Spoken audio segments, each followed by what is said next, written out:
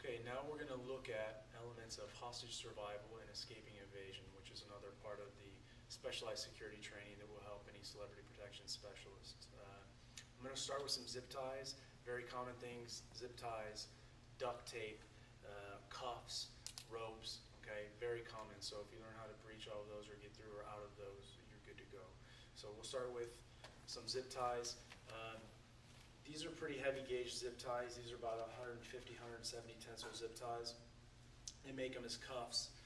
You've probably seen some flex cuffs that the police use. These are actually a little more challenging.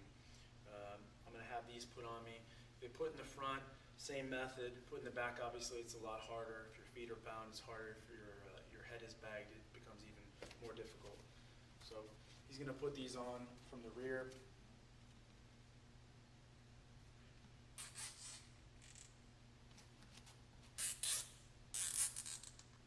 I don't have space in there. There's nowhere for me to move. In my case, I don't have a skinny enough body or butt to come over the top and sit through, which you're going to find with anybody that's not super lean, super thin. You're not going to be able to sit through, so your hands are going to stay actually behind you. At this point, you'd either work the room to find a tool, or you use something that you had in your pants or your underwear.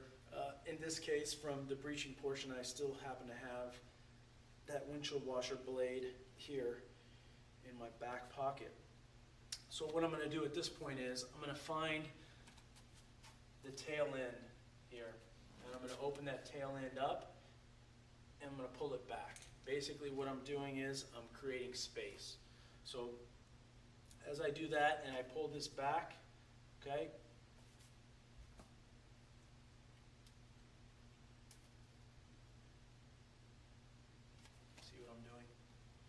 as I pull this over, I'm going to take my little wedge, I'm going to stick that wedge right in between the tooth mechanism and the end of the zip tie, the tail of the zip tie.